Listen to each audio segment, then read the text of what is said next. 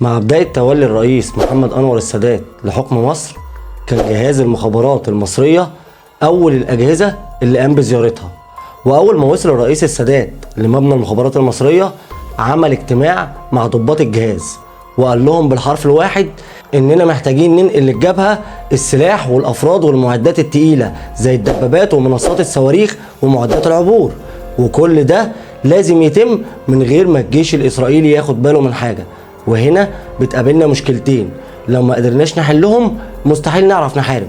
المشكلة الأولى إننا نطهر الجبهة الداخلية من الجواسيس اللي ممكن تنقل أي تحركات للقوات المسلحة المصرية وتكشف استعدادات الجيش المصري للحرب، وده اللي حكيته لحضراتكم في الحلقة الرابعة من سلسلة خداع حرب أكتوبر، وإزاي قدرت القيادة السياسية إنها تأمن تحركات واستعدادات الجيش المصري قبل حرب أكتوبر. هتلاقي الحلقة موجودة على القناة لو حابب تشوف الحلقة. أما المشكلة التانية اللي كانت بتواجه السادات وهي اللي هتكون موضوع حلقتنا النهارده، اننا حتى لو طهرنا الجبهه الداخليه من الجواسيس ودي المشكله الاولى، فالمشكله الثانيه ان الاقمار الصناعيه الامريكيه بتتجسس علينا طول الوقت، ومحتاجين اننا نخلي الاقمار الصناعيه الامريكيه ما ترصدش اي تحركات لنقل المعدات والافراد للجبهه. وده مش هيحصل غير لو قدرنا نعرف المسارات بتاعه اقمار التجسس الامريكيه عشان نقدر نحرك القوات والمعدات في مسارات بعيدة عن مسارات القمر الصناعي، وبالتالي الأقمار الصناعية ما تقدرش ترصد أي تحركات للقوات والمعدات المصرية اللي هيتم نقلها للجبهة، وده طبعا كله استعدادا للحرب. ويكمل الرئيس السادات كلامه ويقول لهم إننا محتاجين المعلومات دي تكون معانا في أسرع وقت.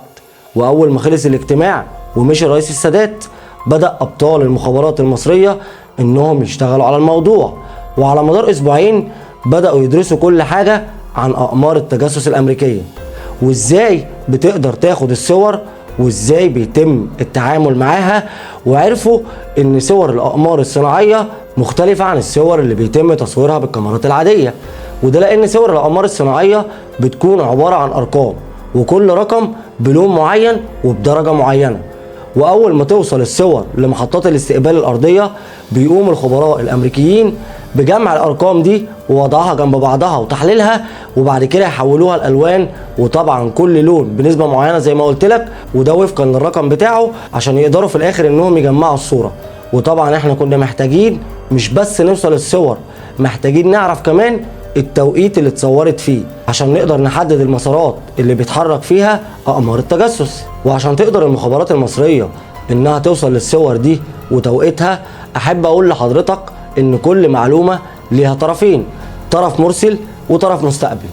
ولو طبقنا ده على موضوعنا هنلاقي ان عندنا مصدرين ومستقبلين. حاسس انك تهت مني، بس بكل بساطة اقمار التجسس طرف مرسل بتبعت المعلومات لمحطات الاستقبال الامريكية، ومحطات الاستقبال الامريكية طرف مستقبل بيستقبل المعلومات من الأقمار الصناعية ويحللها عشان تقدر بعد كده تطلع الصور. خليك فاكر ان الأقمار الصناعية طرف مرسل والمخابرات الأمريكية طرف مستقبل، وفي نفس الوقت ده هتلاقي ان المخابرات الأمريكية طرف مرسل والمخابرات الإسرائيلية طرف مستقبل، لأن المخابرات الأمريكية بعد ما بتاخد الصور وبتحللها بتبعت الصور بتاعة الأقمار الصناعية للمخابرات الإسرائيلية. تمام كده؟ وعشان نوصل بقى للصور دي لازم نعمل حل من اتنين. الحل الاولاني اننا نزرع عميل داخل المخابرات الامريكية عشان نقدر نوصل للصور، او اننا بكل بساطة نقوم بتجنيد واحد من اللي شغالين في الارصاد الجوية الاسرائيلية واللي بتوصل لهم صور الاقمار الصناعية وبيقوموا بتحليلها. وعشان تقوم المخابرات المصرية بزرع عميل داخل المخابرات الامريكية هتحتاج وقت طويل جدا، أطول من الوقت اللي حدده السادات لتنفيذ المهمة. وعشان كده كان القرار بالإجماع على تجنيد حد من داخل الأرصاد الجوية الإسرائيلية، وتم تكليف الضابط محمد نسيم قلب الأسد بتنفيذ المهمة. وعلى مدار 3 أيام كان محمد نسيم بيجمع كل المعلومات عن جميع الأشخاص اللي شغالين داخل هيئة الأرصاد الجوية والمسؤولين عن تحليل صور الأقمار الصناعية. وبعد دراسة شاملة لكل الخبراء اللي موجودين في هيئة الأرصاد الإسرائيلية يقع اختيار محمد نسيم قلب الأسد على شاب من المجموعة من أصل بولندي وكان اسمه زلفي. وزلفي كان حاصل على شهادة الدكتوراه من بولندا وهو عنده 23 سنة بس. وبعد ما حصل زلفي على شهادة الدكتوراه هاجر هو وأسرته على إسرائيل، وهو بيحلم بأرض الميعاد وجنة الله في الأرض. وكان فاكر ان شهادة الدكتوراه اللي هو واخدها وان خبرته في مجال الارصاد الجوية هتخليه يتعين في مكان كبير داخل اسرائيل. واول ما وصل لاسرائيل يتصدم زيه زي اللي قبله، والبداية يتم تعيينه في وظيفة عادية وما تتناسبش ابدا مع شهاداته وخبراته. ده غير ان المعاملة السيئة اللي كان بيتعاملها زلفي من رؤسائه بسبب ان رؤسائه في العمل كانوا بيغيروا منه، لدرجة انه قعد 6 سنين كاملين ما حصلش فيهم على ترقية واحدة ولا حتى على علاوة. وفي الوقت ده بدأ زلفي انه يغضب، ومش بس من رؤسائه في العمل ومن الشغلانة اللي ملهاش اي لازمة اللي هو بيشتغلها، لا ده بدأ يكون غاضب وناقم على المجتمع الإسرائيلي كله وعلى الدولة اللي ما قدرتش قدراته، لدرجة انه رفض انه يتجوز عشان ما يكونش عنده اي حاجة تربطه بإسرائيل. ولما وصل زلفي لسن 30 سنة تم اختياره للعمل ضمن فريق فحص وتحليل صور الأقمار الصناعية في هيئة الأرصاد الجوية الإسرائيلية، وبرضه يقابل زلفي نفس المعاملة السيئة من رؤسائه في العمل. ده غير ان المهمة اللي كان مكلف بيها زلفي كانت مجرد الفحص المبدئي للصور، ودي كانت مهمة عادية ومش محتاجة أي مهارات أو خبرات. وعشان كده كان زلفي بالنسبة لمحمد نسيم قلب الأسد هو الهدف المطلوب.